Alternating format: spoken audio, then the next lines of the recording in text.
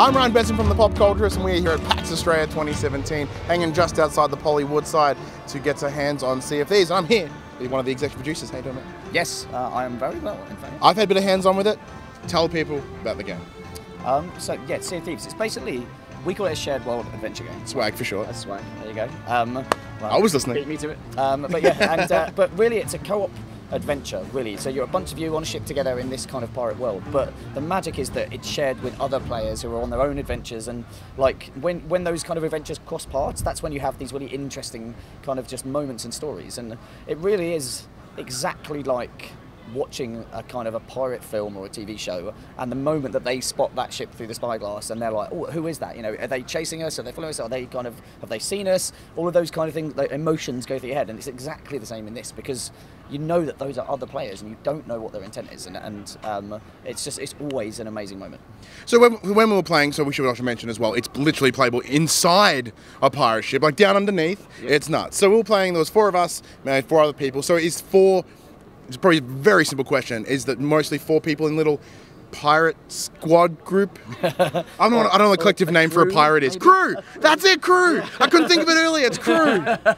Yeah, so on the ship size that you're playing here, yes, it's 4 players, but we've just introduced a smaller ship into our technical alpha for players to play at home, and so you can play on that on your own, or you can play with one other player. But it's always a shared world, yeah. And but we wanted to give that avenue for people who maybe their friends aren't online, or they don't like playing with strangers, or they're not even sure that is multiplayer for them. But we believe in the magic of multiplayer so much that giving people that avenue to come into the game, and the potential that then they're going to make friends, and then they're maybe going to start playing on the different size ships and stuff. But yeah, so it's kind of up to you how you play, whether it's on your own or it's with friends, really. So, like, from what we've experienced, because we've had, we came here the other day with a couple of other buddies, and they had very different stories to what we had coming out of it. Now, like, we felt we jam-packed our 20 minutes or so. Yeah. Like, we hit a giant rock.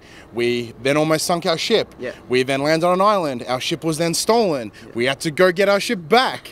Like, all in the space of 20 minutes. And I think that's probably one of the key things about the shared world experience is those unique stories. Absolutely. So from the get-go, like, our pitch basically was players creating stories together. Like, that was what before we even picked pirates as a theme, that was our vision for this, of like getting small groups of players together, and kind of putting them into this world where we're kind of encouraging them to cooperate, but there's also room for competition. And so with those two kind of very different motivations, you get really interesting kind of stories out of them. But the way the game is designed is that we give players the tools to kind of go and do what they want and pursue whatever kind of motivation they want, whether it's going out and sinking other ships, or it's crashing into rocks badly, or we're just trying to seek treasure or whatever else. And we give them a bunch of tools to that really adds to the emergence and means that every adventure is different. So, firing stuff out of cannons is a great example, right? Because you can use it in so many different ways. You can use it to try and board someone else's ship. You can use it to fire yourself onto a really high peak on an island, or you can. Wait, you can get in the can? Yeah, did you not know that? No, yeah. Okay. we just launched cannonballs up and over ships. We weren't very good at aiming. Yeah. So if you go round to the front of the cannon, then you'll just get a prompt saying why to climb in, and your friend can aim you, or you can aim before you get in, and then you can fire yourself. And it's just like. It was obvious. Why wouldn't we do that? But it's just another one of those tools where it just creates really interesting moments and stories. And then, like you talked about, actually, the world then has all of these kind of things that can happen. Like there's a storm moving around, or you might encounter a shipwreck, or you might not be. The sails might be down. You might not be looking when you're on the wheel, being attacked by insects. Welcome to Australia. Yeah. Even if you're you've got a really clear goal in mind of you've got a treasure map, you're going out and you're going to this island to get it. It's just as fun when things go wrong, or you get distracted and you kind of veer off and do something else, and it just means that every adventure is different, and like you said, like your play session, but your play session and your kind of friend play sessions were completely different, right? But it's the same build, the same set of features, but every single time the adventure is different, and it's we have kind of guides here who are just helping kind of make sure people understand the controls and that kind of stuff, but it's really frustrating just watching, because you want to play.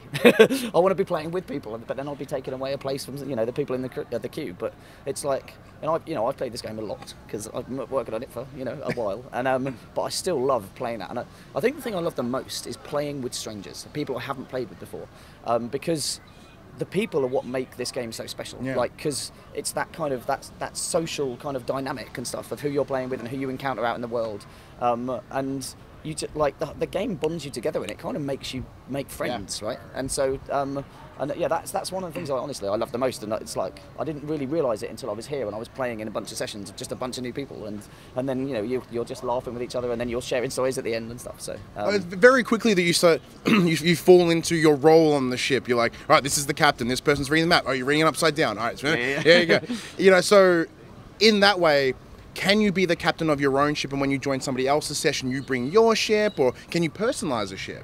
Yeah. So the initial goal for players is to kind of become a pirate legend, and as part of that, it's all like a personal goal to begin with around kind of customization and player side of things. But we also know that we have to deliver the ability for kind of ship customization too. Like that's a really key thing for us, because it's a really like seeing each other as kind of pirates and how you're dressed and how you look and everything is super important, because that's how you're representing yourself personally. But also that moment when you're looking through the spyglass and what colour are the sails, what colour are the flags and stuff is super important too. So yeah, we're absolutely going to be delivering that sort of things to players.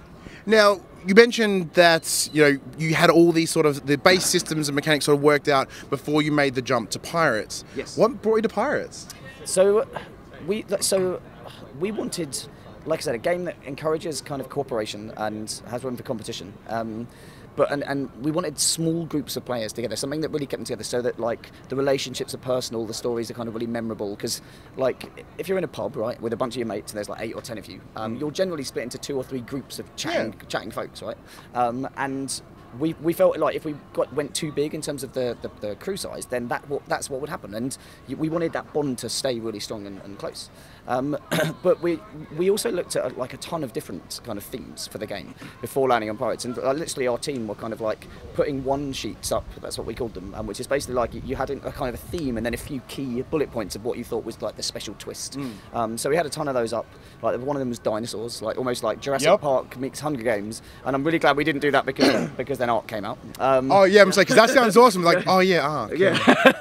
Yeah. So but then when someone put pirates up, it was like you could just see the stories, like literally just from an image of someone walking the plank, or and also we really wanted a game where we didn't have to have a convoluted tutorial for players, that they could kind of both understand what their motivations would be going into the game. Like what, I think everybody knows what kind of pirate they want to be. I would be the party pirate. I'd just be fill my ship up with grog and with music and everything else. I'm already hammered. I'm already hammered before I even get on the boat. But also that they would be able to figure out and discover almost how to play the game, because like sailing a ship is logical, right? Like it takes a bit of time to figure it out, but you're like, how do we get it moving? Right? There's not like an accelerator, right? There's not a brake, but there is the anchor, right? And you raise that and you start moving a bit slowly, and you're like, these sails probably need to come down, don't they? And that sense of discovery is what's so powerful, because like there have been studies done about teaching players stuff versus them learning themselves. And people that learn stuff themselves remember it much better because it's something that they've kind of achieved, right? And rather than just having press B for this and do this, like those kind of standard kind of tutorials that you forget once you're through them because you're just hammering buttons to get through and stuff. So it was really important. And so when we looked at pirates, it was like that all just made sense. And alongside that, I think like Red Dead Redemption kind of, I guess, proved that you could make a cowboy game amazing, right? And I think a lot of people before was like, would you ever be able to make one? Because a few tried and didn't really take off. And it was like, well, just make it really good. Like that seems to be the trick. Be a given. Just make it good. Yeah, and because it's an amazing theme, right? Cowboys, and pirates is the same, right? There's been a bunch of pirate games in the past, whether it's Monkey Island or which is a great game, Sid Meier's Pirates, etc. But we really felt that there was an opening that we could really kind of insert ourselves into and become the pirate game that everybody talks about and that everybody references, and the Red Dead Redemption of pirates, right? Yeah. But with what's special about it from our perspective, which is that shared world kind of magic. Really. Even something special in the way that you've used the art style for the game. Yep. Like it feels like a Rare game. Yep. It's not super realistic. It's nice. It's colourful in its own way, and it's like cartoonish. I think that works better as like, if it was super realistic, you wouldn't be able to get the fun of like fighting skeletons and just running. So it was obviously, I'm sure that was intentional, of course. 100%. So Ryan Stevenson is the art director on this game, and he was the Viva Pinata art director, right? And if you think about that, like it's an art style that's timeless, right? And that means that you go up and boot Viva and go up today, it still looks great, right? And we wanted exactly the same for Sea of Thieves because we want to be supporting this game and growing this game and evolving this game as long as people love to keep playing it, right? And so if we chased all of the latest realistic look, you know, like really gritty or kind of really busy or anything, like in a year's time, we'd be like, shit, it's out of date and it doesn't look as good as all the other really realistic things. And so and you're right, like a rare game has a special look and it should be welcoming, right? And I think everything about Sea of Thieves is that we want to make this fun, welcoming game that anybody can come in and play. Of course, there's depth, and I think people, like when they first play, they're actually quite surprised that like the look of the game versus like actually how complex the ship is and how it feels and heavy, and it feels like a ship. But I think that's always been like rare games as well. Like, there's always been a kind of like, again, Viva Pinata was actually pretty hardcore, right? Yeah. And can be like the visual, but I like that kind of almost little bit of conflict and I guess surprising players, right? Because we're all hardcore gamers, and like we love to have a game that kind of surprises us and challenges us, and that's what we're delivering to players. Obviously, multiplayer focus, the shared world. Will there be some sort of, because the hot topic right now, anyone in the games biz, is the single player story. Is there a little bit of single player campaign, even though you may be sharing with others? So the hot topic is an interesting one, right? Because literally 2 days ago on Friday, like Super Mario kind of Odyssey came out, Assassin's Creed came out, and Wolfenstein came out, right? Like, single player games are not dead, and they're not dying. Like, there's plenty of room for lots of different types of games here, right? But like I talked about with the single player ship, the smaller ship, you can come into this game on your own. But our game is like a social shared world, and that's the entire premise of the game.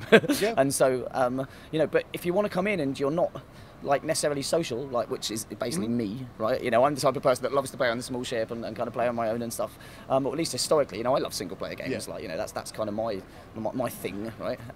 But I've experienced the magic of what this shared world game can bring.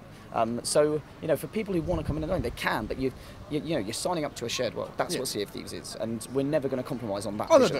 And you shouldn't have to. I mean, as an example, with Destiny, as an example, I don't play that with people. I play it myself, and like we have those moments where we have a shared little moment and then we all piss off.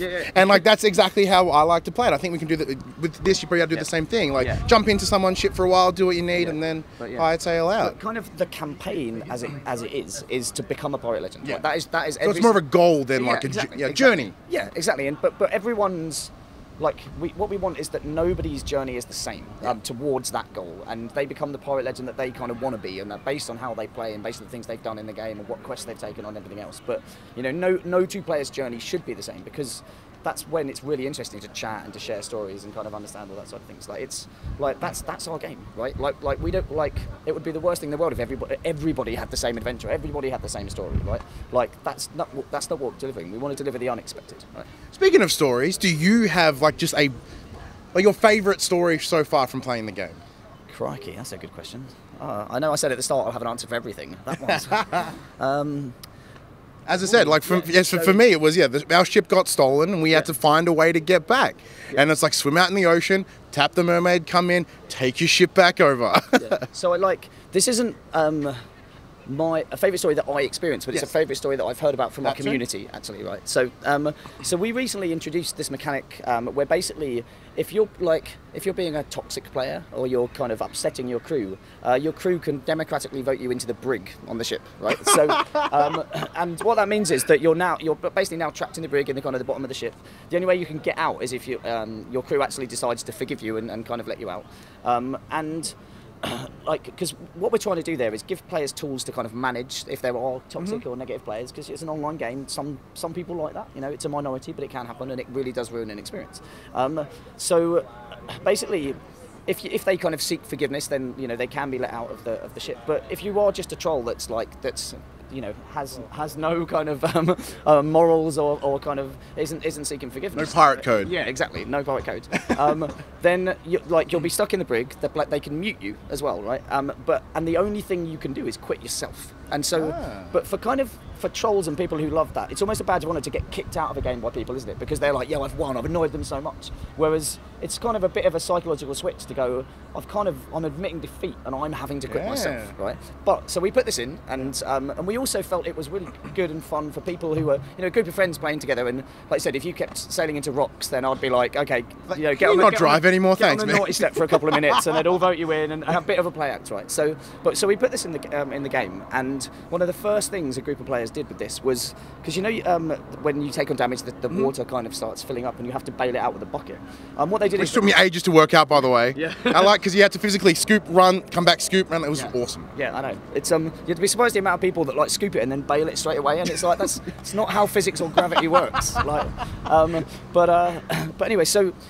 They basically discovered that they could vote someone into the brig and let the water fill up, so damage it, and let the water fill up just above their head, and then fix all the holes, and then use the bucket to basically bail a bit out so that it would drop down, and basically interrogate them, and just use that, and because, you know, obviously you're underwater, like, you're going to start like running out of air and everything, and it was just like, we never thought of that. But I love when we put things into the game and players surprise us. You know, because that was a group of people kind of role playing and messing about themselves. You know, and so it's great that a serious kind of tool that's there for a really serious kind of issue in games is also something that players can mess around with and have fun with. And I think that's Sea of Thieves in a nutshell, really. Like, that we'll always try and put that spin on things. Players, we get to surprise you with what they do come early 2018. Absolutely, yeah. And like, genuinely, the thing that I'm most excited about in the whole thing of Sea of Thieves is when we lift the NDA, because right now those stories are posted on forums, or they're posted on the Reddit, you know, or whatever else, or they're just discussed between friends. We got a genuine pirate. Absolutely, but when people can share it via video, via YouTube, via Twitch, via Mixer, you know, obligatory plug, then it's like, that's what I just can't wait to see what people get up to, and I think that's what's going to make our game take off, right? Because like, watching people and understanding the fun, the magic, like, you know, because at the moment you have to kind of get hands-on to experience it and understand it, right? But I think watching people and seeing them laugh and seeing that kind of just social fun and silliness will really drive a ton of players toward this, and I think that's going to be our kind of lift-off. That's going to be the spark that kind of lights the forest fire of Sea of Thieves taking off. Will there be a beta? Sorry? Will there be a playable beta? We're currently on alpha at the moment, but we definitely have some thoughts and some plans around that leading up to release, because I think, like I said, giving players a chance to play the game and understand it, there's nothing beats that, right? So we're having some thoughts about exactly what's the right way to do that for Sea of Thieves, because like, it's not like we can have like one map and 2 game modes or something, like, because like, our game is our game, and so we've just got to figure out what's the right kind of way to do that, and get people to experience the magic, but also kind of know that there's loads more to come. So we've got some thoughts on it, and we're just kind of firming that up, and when I'm back in the UK and not here, jet lagged and hungover, then we'll figure that out.